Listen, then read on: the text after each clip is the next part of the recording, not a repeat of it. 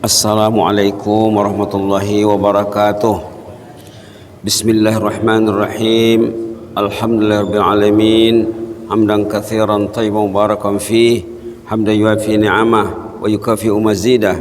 Ya Rabbana lakal hamd kama yanbaghi li jalali wajhikal karim azimi sultanik.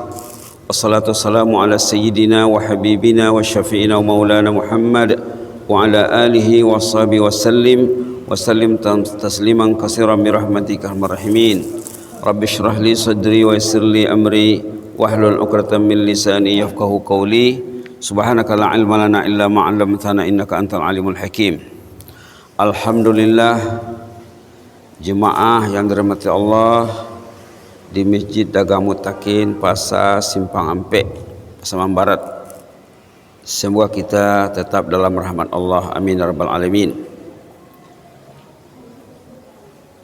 Kita sangat bersyukur kepada Allah karena kita sempat datang ke rumahnya untuk menghadirkan diri menyahut panggilan azan, apalagi menunggu salat Isya. Orang yang menunggu salat Isya dalam hadis dikatakan dapat pahala seperti salat. Orang yang menunggu sembahyang di masjid dapat pahala seperti sembahyang tidak berhenti, sembahyang terus menerus. Itu nilainya ya. Kemudian orang itu didoakan oleh malaikat. Termasuk orang didoakan malaikat, orang yang duduk di rumah Allah untuk menunggu salat, apalagi untuk bertazkirah, berkultum ataupun pengajian kata orang kita. Dikatakan juga tazkirah, dikatakan tausiah, dikatakan pengajian. Alhamdulillah. Judul yang mau dibincangkan, yang mau disorot tentang sejarah orang saleh, kisah salihin. Kisah salihin. Kita mesti ada koleksi tentang kisah salihin dalam hidup kita untuk memperbaiki hati manusia. Manusia ini yang mahal pada dirinya hatinya ya. Pada diri kita yang paling mahal hati. Hati, kalau orang itu mati, hatinya tidak mati.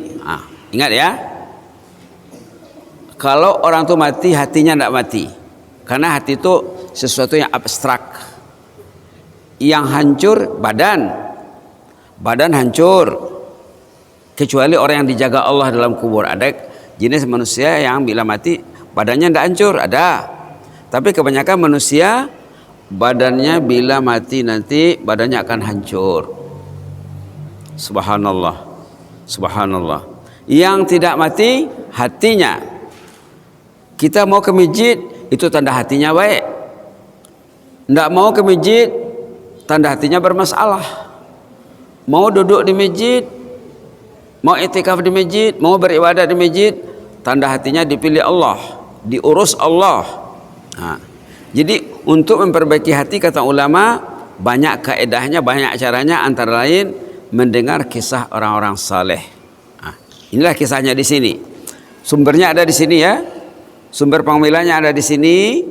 Nama bukunya Buku Kesaksian Seorang Dokter.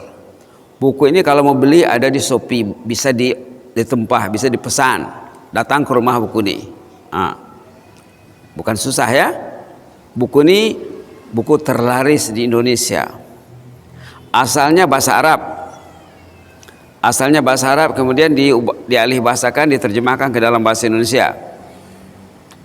Penulis buku inilah yang bercerita. Penulis buku ini dokter di rumah sakit. Bahkan dokter pakar bedah. Di rumah sakit, pakar bedah jantung. Dokter pakar bedah jantung di rumah sakit, tapi dokternya malam hari di luar jam kerja berceramah dari masjid ke masjid, membelah hati nurani manusia, mengoperasi hati nurani manusia. Itulah buku ini. Jadi judulnya tahun 1445, tahun cinta kisah salihin. Hikmah suami saleh berhati masjid. Hikmah suami datang ke masjid. Kita ceritakan saja ya. Ceritanya sini Dr. Khalid ini berkisah ada seorang ibu yang sakit. Ibu ini ada 4-5 jenis penyakit yang dialaminya. Penyakit yang susah, yang rumit, penyakit kroniknya orang sekarang. Lalu dibawa oleh suaminya ke rumah sakit. Lantas kata dokter pakar, ibu ini perlu dioperasi. Perlu dioperasi. Lalu macam mana? Sebelum dioperasi sudah diadakan perjanjian dengan dokter. Sebelum dioperasi, suaminya berjumpa dengan Dr. Khalid di masjid. Ini ya, hikmah suami saleh berhati masjid. Berjumpa di masjid, ketemu di masjid.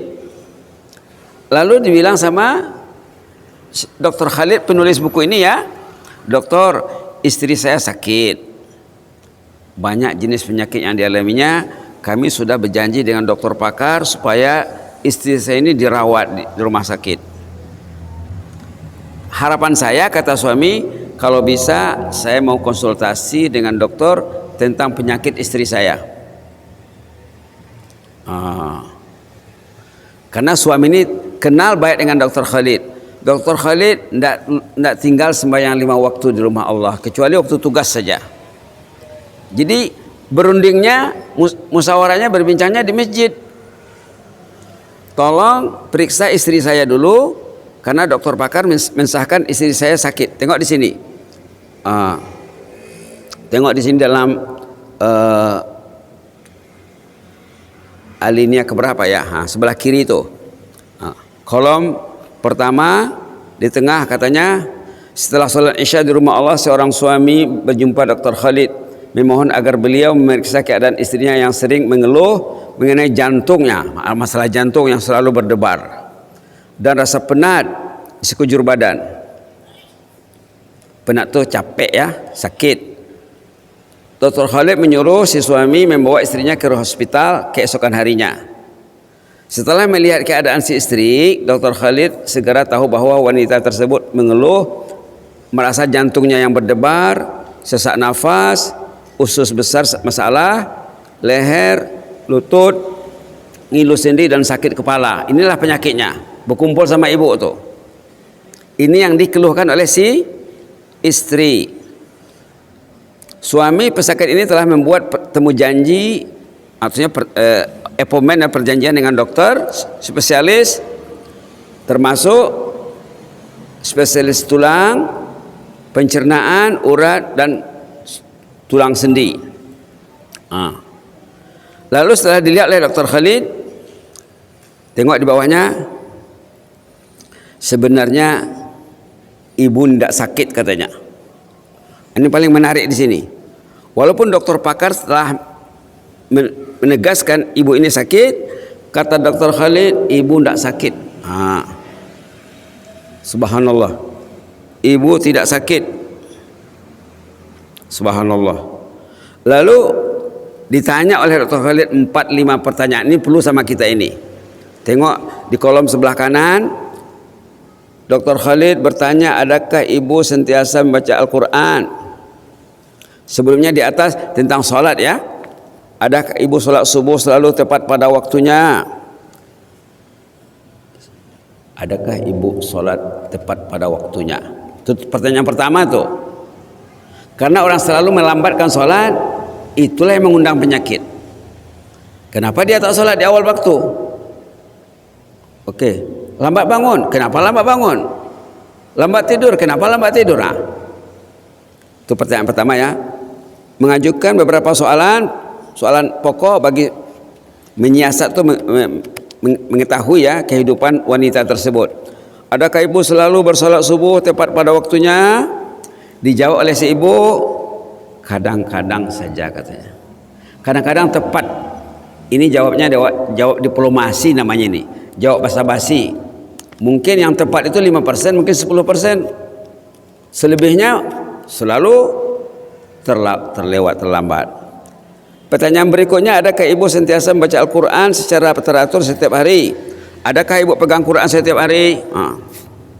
Baca Quran setiap hari? sejus sehari, 2 juz satu hari. Ini penting nih ya. Ini penting nih untuk setiap orang ini. Dokter di rumah sakit, pakar penyakit jantung menanya tentang Quran. Karena Quran kalau dibaca, insya Allah orang itu akan sehat. Oke. Apa katanya?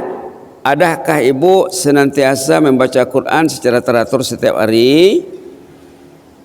Jawab ibu secara jujur tidak.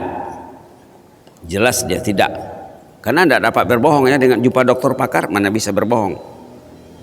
Seterusnya, adakah ibu suka mendengar lagu dan musik? Itu zaman dulu, zaman orang belum ada HP lagi. Kalau sekarang mungkin bisa ditanya, Abah, adakah ibu selalu megang HP, melihat perkara-perkara yang kurang berguna atau yang tidak berguna atau yang berbahaya? Dalam HP ada yang tak berguna, banyak yang berbahaya, banyak racun, banyak virus. Subhanallah. Kata ibu tuh apa? Iya katanya. Rupanya Quran tidak dibaca, nongkrong depan televisi. Inilah yang mengundang penyakit. Terakhir sekali, Dr. Khalid menyatakan, adakah ibu mengharap kesembuhan dari Allah? Ibu ini sakit, masalah penyakitnya banyak. Ibu, adakah menginginkan kesembuhan dari Allah? Jawabnya, iya tentunya katanya. Baik, kata Dr. Khalid, kalau gitu dengarlah peringatan Allah dalam Quran ayat 28 surah Ar-Ra'd ini aneh. Surah Ar-Ra'd itu, ala bizikrillah tatmainnul qulub. Hati kalau mau tenang dan tentram, banyakkan baca Quran. Itu maksudnya ini. Jadi tidak ditulis di sini ayatnya ya. Tidak ditulis nomor ayatnya di sini. Kalau ditulis semua tidak cukup dua halaman nanti. Ditulis nama surah dan nomor ayat saja. Jadi kita mesti buka Quran. Mesti buka Quran. Kalau rajin, ambillah Quran, lihat ayatnya. Ala bizikrillah tatmainnul qulub. Dengan berzikir kepada Allah lah. Dengan berzikir kepada Allah lah hati itu akan tentram. Nah itu. Coba lagi jelas. Baik.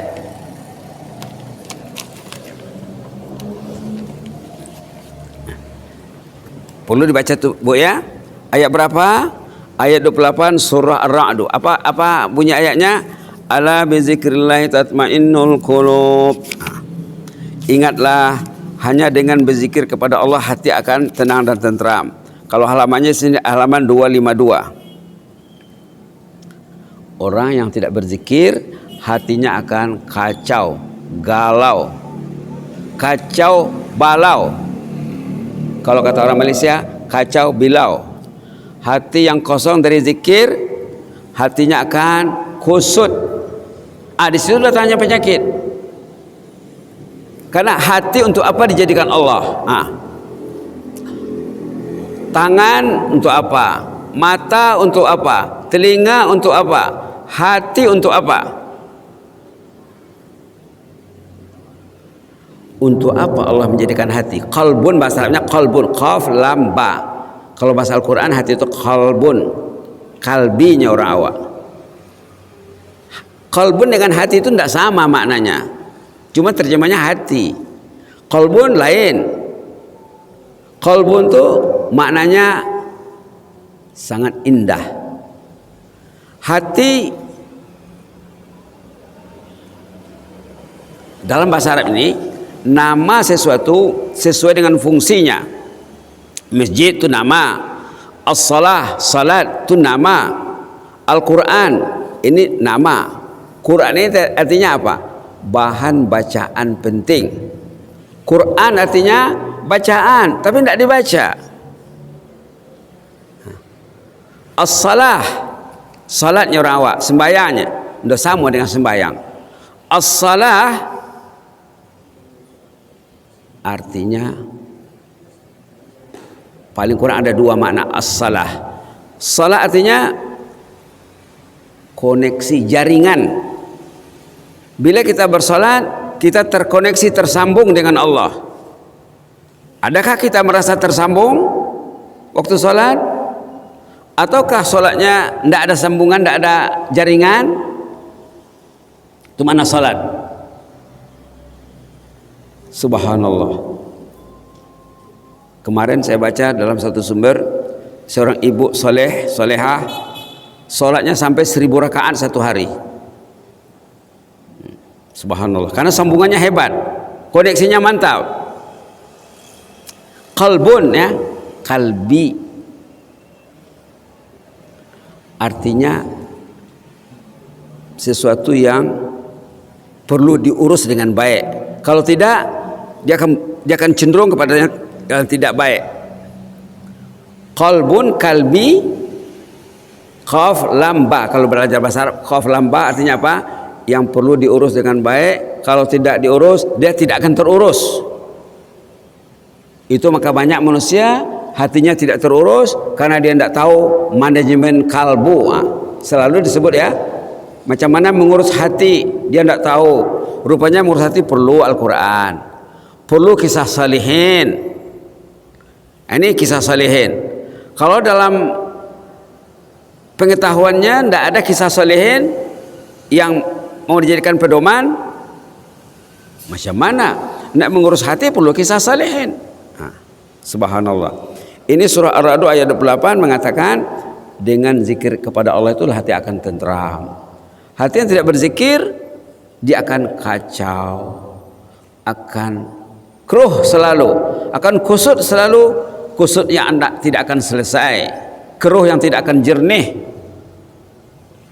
Hati yang keruh, hati yang kusut, keruhnya tidak akan jernih, kusutnya tidak akan pernah selesai. Nanti meninggal dalam keadaan hati yang galau karena tidak diurus.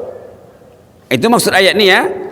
Ala bi zikrillahi tatmainnul qulub. Dengan zikir kepada Allah itulah hati akan terurus dengan baik. Tatmainnu, tenang, senang, happy, bahagia. Subhanallah. Itu satu ayat baru, ya.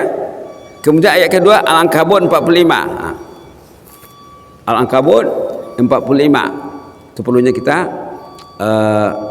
ada Quran di tangan, ya. Tengok nanti apa ceritanya di sini. Al-Ankabut 45. Subhanallah. Bismillahirrahmanirrahim. Utlu ma uhiya ilaika minal kitabi wa aqimis salah.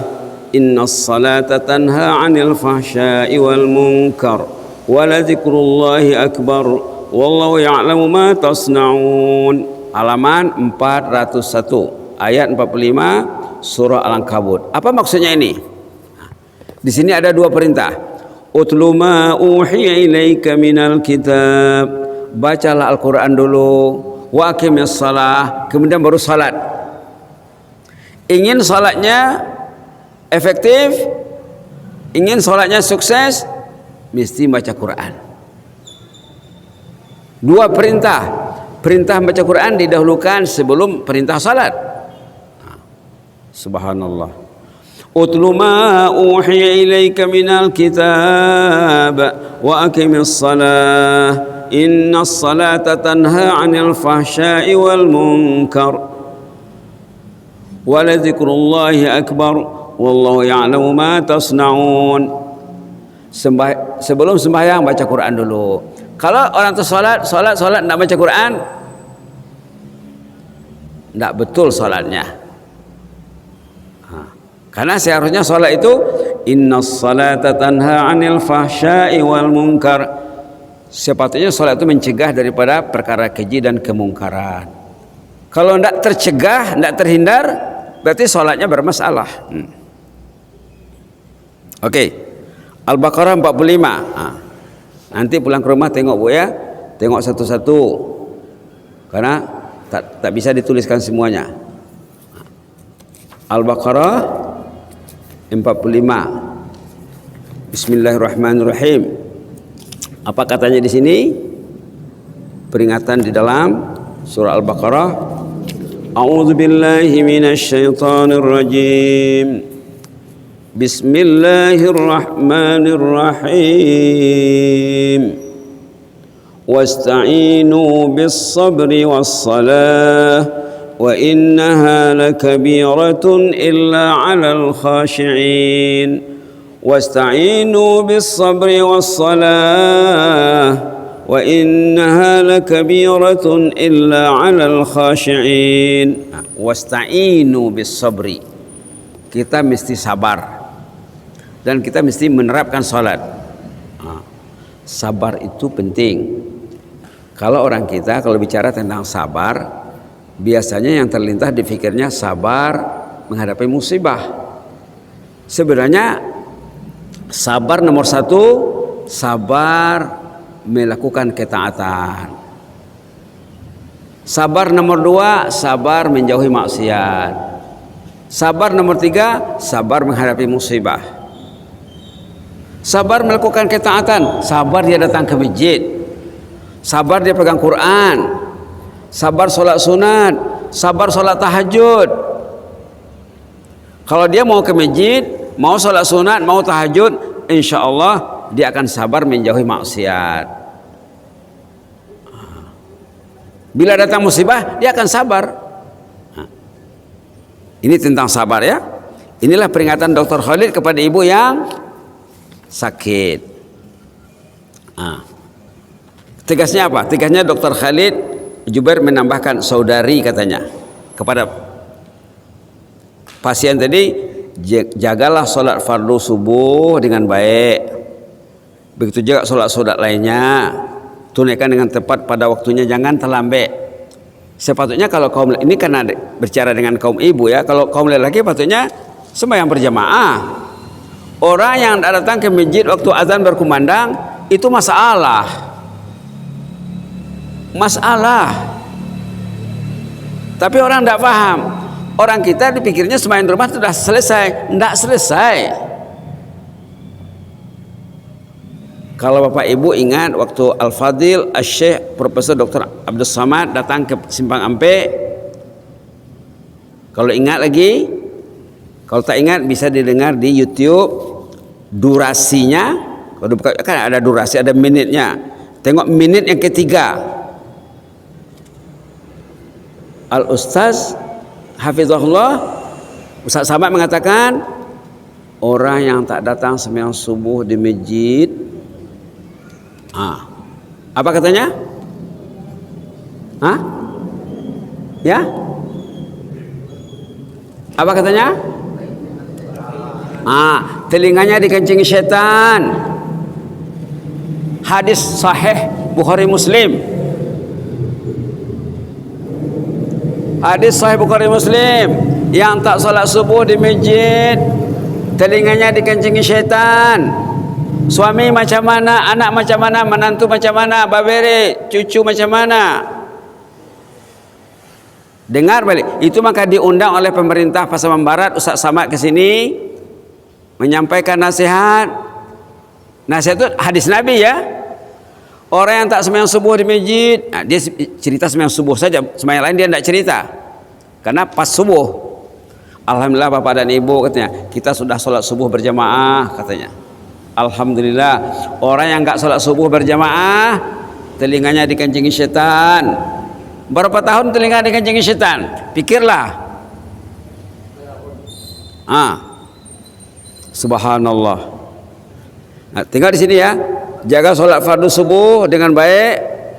Ini kebetulan ini ibu-ibu ya. Kalau bapak-bapak ini dia mesti sebut tentang sholat berjamaah di masjid. Begitu juga sholat sunat lainnya katanya. Tunaikan tepat pada waktunya. Dan dari sekarang mulailah melakukan sholat tahajud. Ibu sholat tahajud lah. Kalau mau sehat, rajinlah tahajud. Subhanallah. Macam mana nak tahajud? Orang yang sholat tahajud itu dia pergi ke masjid sembahyang maghrib, pergi sembahyang isya. Kalau sembahyang maghrib dan isyanya ndak di masjid, susah nanti mau tahajud tuh. Subhanallah, subhanallah. Dan mulai dari sekarang lakukanlah sholat tahajud, kata Dr. Khalid. Dokter ya, pernah kalau ke rumah sakit dokter tanya tentang sholat? Kok dokter rumah sakit kok? Pernah dokter di rumah sakit awak tanya tentang baca Quran? Ndak ada tuh doh. Ikolah karangannya ha. Kalau bagi ambo buku kau wajib ada di rumah setiap orang Islam yang sayang, yang cintakan dirinya, cintakan ahli keluarganya. Ndak ada orang kita mengarang seperti ini. Pergi ke rumah sakit tanya tentang salat, tanya tentang tahajud, tanya tentang Quran. Dokter ini dokter jasmani dan dokter rohani. Dokter di daerah awak banyak dokter jasmani saja. Nyono ke masoji dah. Berarti sakitnya. Petugas kesehatan merawat jasad saja, badan saja. Hati terbiar. Padahal sumber penyakit itu dari hati. Subhanallah. Subhanallah. Biasakan membaca zikir pagi petang, kata Dr. Khalid. Biasakan tiap hari membaca Al-Quran pada kadar tertentu, ikut kemampuan lah. Satu halaman, dua halaman. Jangan tidak dipegang Quran sama sekali. Jangan tidak dibaca Quran. Mampu baca satu halaman, bacalah. Tidak mampu baca dongeng Quran, cari rekaman Quran, murattal, speaker Al-Quran, dengar Quran. Kata ulama Syekh Ali Jabir rahimahullah. Kenal Syekh Ali Jabir? Pernah bersobok? Dah datang ke Sembampe, tidak bersobok jenyok. Anda berjumpa Syekh Ali Jabir? Hah? Salah, kita tanya nanti di kiamat itu. Lai datang Ali Jabir ke Sembampe, lai besoknya, endo.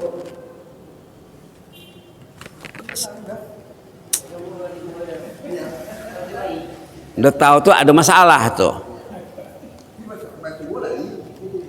Jadi waktu dengan Ali Jabir di Malaysia, itu Ali Jabir itu kawan baik. Bosnya di Malaysia katanya, kalau bapak mendengar rekaman Al-Quran waktu tidur, itu lalu sel-sel badan yang sudah rusak itu akan aktif, akan sehat.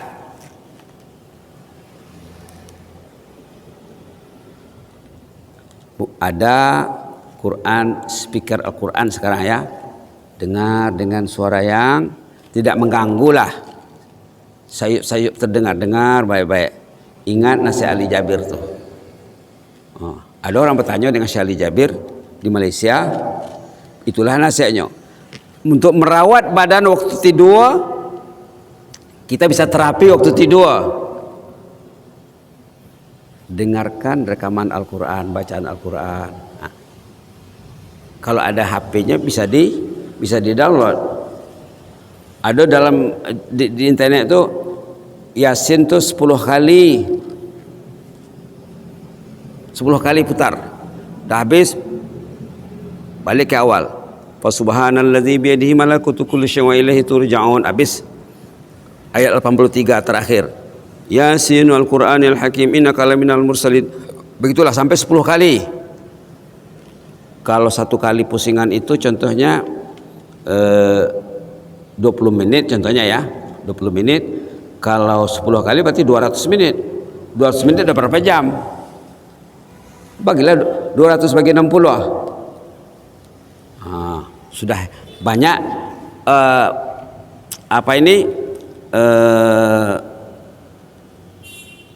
banyak molekul-molekul ataupun saraf-saraf badan kita yang terobat dengan Quran tadi. Kemudian di sini katanya, curahkanlah kegundahan Anda kepada Allah, mengadulah kepada Allah. Allah pasti mendengar doa dan tadarruk rintihan hatimu. Karena ibu ini tidak pernah mengadu kepada Allah, mengadunya ke rumah sakit.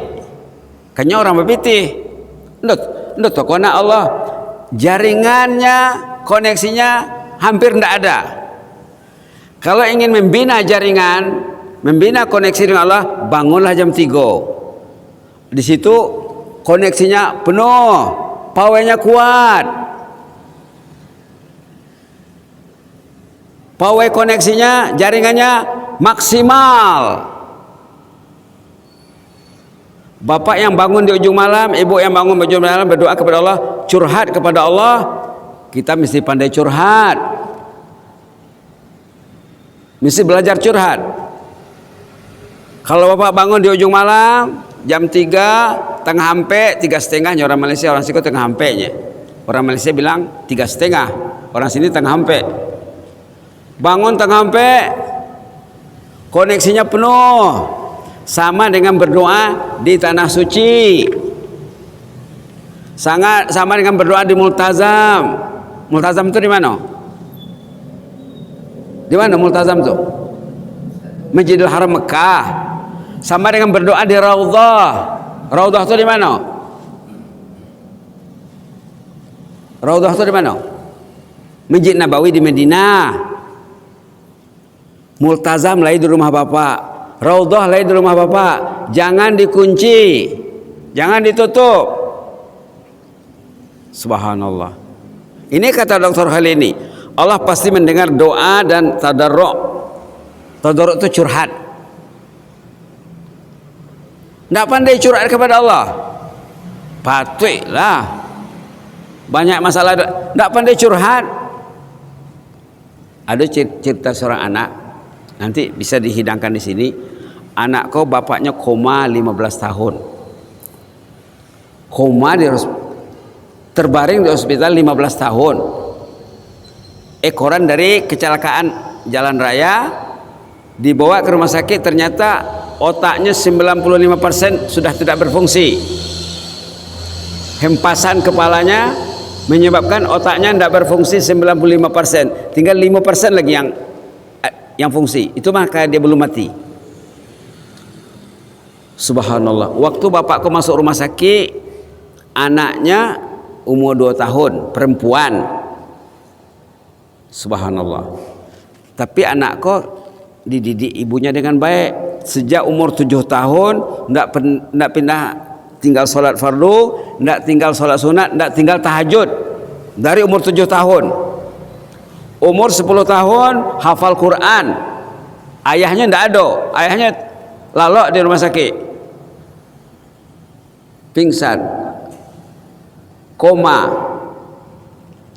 Bila anak ini sudah berusia 17 tahun, bapaknya sudah 15 tahun di rumah sakit, dibilang sama ibunya, Bu, malam ini saya akan pergi ke rumah sakit, ingin berdoa di samping ayah, mudah-mudahan doa saya akan didengar Allah. Kata ibu, ndak usahlah nak, dah 15 tahun bapak kau tuh di rumah sakit, dokter ndak bisa bikin apa-apa, kita hanya menunggu saat saja itu nak. Kata ibunya, mak, coba dulu mak, karena hati anak tuh, kalau mau pergi cobalah, ke mau butet, ke mau ina ngonisi rohamu, pergi anak tuh. Jaringan kuat, maksimal, berdoa, duduk ayah, ngomong, man anti wa maza taf'alina huna, kamu ini siapa sih, ngapain di sini? Ayahnya tidak kenal anaknya. Dulu ditinggalkannya umur 2 tahun, sekarang sudah 17. Kenapa ada anak gadis di kamar saya ini? Man anti wa maza taf'alina huna, kamu ini siapa sih? Isi doh inang, ada karya mison. Who are you? What are you doing here? Bahasa Inggrisnya ya. Ngapain di sini? Subhanallah. Wah, bapak saya sudah sehat. Dia berdiri, anak ini bangkit untuk merangkul bapaknya, memeluk bapaknya. Haram, haram, haram alaik. Ittaqillah. Tidak boleh kamu menyentuh saya. Takutlah kepada Allah. Ya, bukan haram ya. Saya ini putri kandung ayah, buah hati belahan jiwa, buah hati sembilan tulang. darah daging ayah. Saya ini Asma. Dulu ayah tinggalkan saya umur 2 tahun. Sekarang saya sudah 17 tahun, Bapak tidak kenal saya. Bapak sudah 15 tahun terbaring di sini, tertidur sini, koma. Sekarang saya berdoa kepada Allah, doa saya didengar Allah, Bapak sembuh. Subhanallah, nangis ayahnya. Itulah koneksi itu karena elok. Jaringan mesti elok. Jangan dirusak-rusak. Orang sekarang banyak merusak-rusak jaringan, memutus jaringan, menutup jaringan. Yang dipegangnya apa? Merusak-rusak jaringan. Membeki jaringan apa? Kitabullah Al-Quranil Karim. Ikulah yang membeki jaringan. Oke, kita lihat seterusnya apa? Kemudian Dr. Khalid mengajar beberapa doa dan zikir ma'thurat, diajar zikir-zikir, tapi tidak dicantumkan di sini ya, tidak dimuat di sini. Dr. Khalid meminta beliau agar melupakan segala kekhawatiran mengenai masa depan anak-anak dan suami. Malah yang perlu dilakukannya adalah berusaha agar cara yang sesuai dengan ajaran Islam. Sementara hasilnya terserah kepada Allah. Dia ada juga bebanan pikirannya tentang anak dan suami. Kata Dr. Khalid, jangan terlalu dipikirkan anak itu, jangan terlalu dipikirkan suami itu serahkan kepada Allah. Dr. Khalid meminta agar beliau lebih yakin terhadap ketentuan atau takdir Allah, sama ada takdir itu baik atau tidak baik, agar tidak melihat nikmat yang dimiliki orang lain. Jangan tengok rumah orang lebih keadaan rumah awak, jangan tengok kenderaan orang, kekayaan orang, tengok yang apa yang ada pada awak saja. Kalau kita melihat kiri kanan, melihat orang lebih dari awak, melihat kateh silo mata, lihatlah ke bawah biar nak silo mata. Tentang keduniaan, tengok ke bawah, jangan tengok kateh. Bukan silo mata, sakit kepala lu betul. Kalau tentang agama, lihatlah kateh, jangan tengok ke bawah. Tentang dunia, lihat ke bawah, jangan lihat kateh. Tentang agama, lihatlah katanya, jangan lihat ke bawah. Orang ini rajin ke masjid, saya mesti rajin dari bapak ini. Orang ini baca Quran 1 juz sehari, 2 juz sehari, saya mesti lebih dari itu. Baik.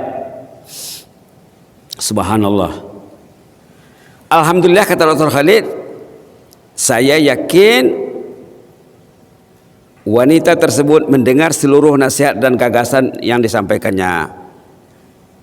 Didengarnya elok-elok, didengarnya dengan penuh konsentrasi. Kemudian beliau pergi sambil memberi semangat yang optimis dan mendoakan Dr. Khalid juga. Waktu mau pergi, dia mendoakan Dr. Khalid, akramakallah jazakallah khairah. Berawak jarang artinya, depan dia nyoba ikut.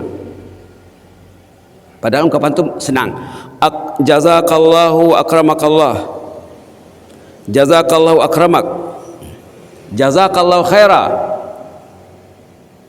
Sama dengan assalamualaikum pentingnya itu. Jadi katanya apa? Sesudah 3 minggu, tadi nasihat Dr. Khalid apa? Ibu tidak sakit, pulanglah ke rumah, jauhi media elektronik, pegang media surga, media jannah, media Allah, media langit, media malaikat, media nabi. Ini media Nabi Muhammad, ini media waliullah. Peganglah media waliullah, jauhi media-media ini banyak dalam kesyaitanan. La ilaha illallah, subhanallah. Cobalah katanya sembahyang tepat waktu, baca Quran dan sholat berjamaah. Lalu 3 minggu ibu itu terapi sendiri dengan Quran, dengan sholat tahajud. Sesudah itu jumpa dengan suaminya di masjid lagi. Ditanya Dr. Khalid, "Ba kabar nduk bareh?" Bahasa awaknya ya. Masuk di inang daganaki.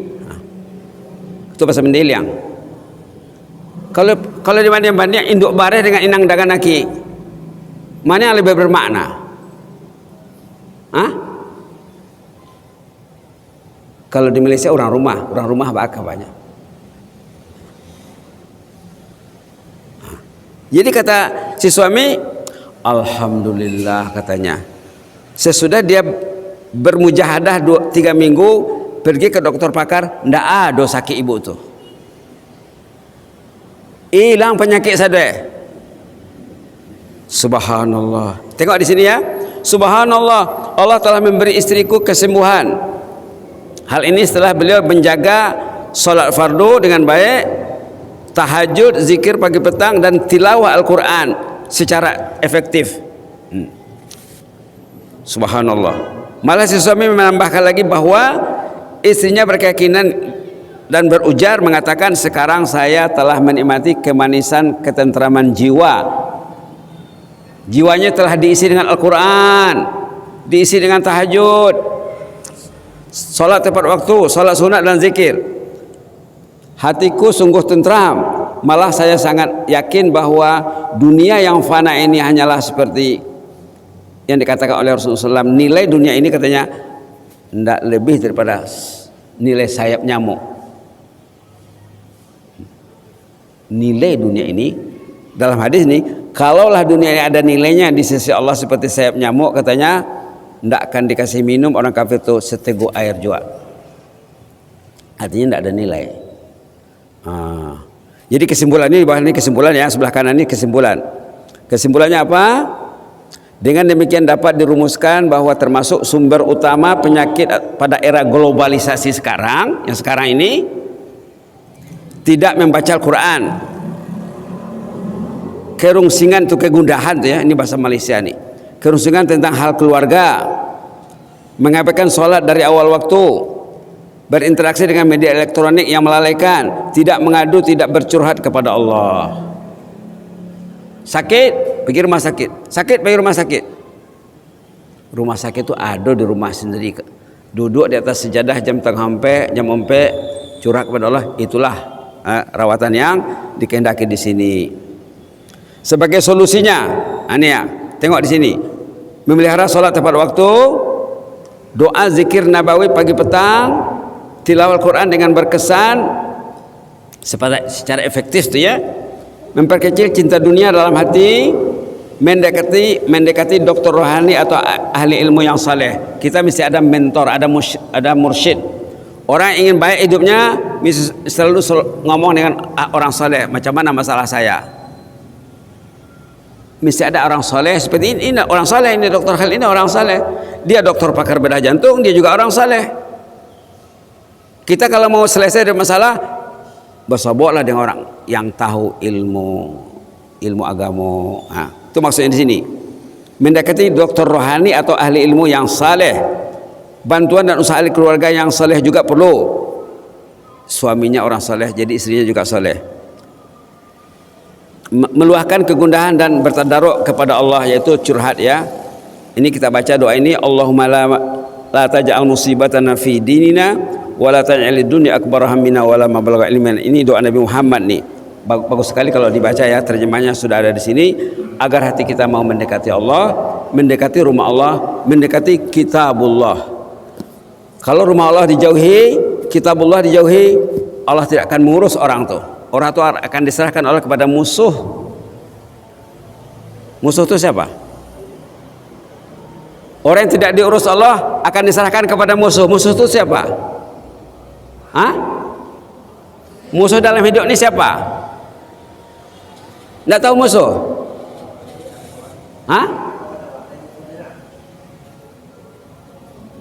Iblis, setan. Karena dari kecil Ustaz Samad yang tak datang salat subuh di masjid, musuh kawannya. Nangislah patut itu.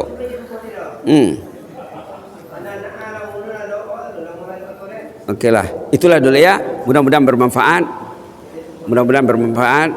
Nanti kita ketemu lagi dengan izin Allah. Penting bukunya ada, contohnya bisa dipesan di Shopee. Nanti besok lusa sampai ke rumah buku kau, insyaallah. Amin rabbal alamin. Allahumma zidna wa la tanqusna wa akrimna wa la tuhinna wa atina wa la tahrimna wa athirna wa la tusir alaina wa adina wa radana ya hayyu qayyum rahmatika nastaghis aslih lana sya'nana kullah wa la takilna ila anfusina tarfata ain. Subhana rabbika rabbil izzati amma yasifun wa salamun alal mursalin walhamdulillahi rabbil alamin. Jazakumullahu khairan wa barakallahu fikum inni uhibbukum fillah. Wassalamu alaikum warahmatullahi wabarakatuh.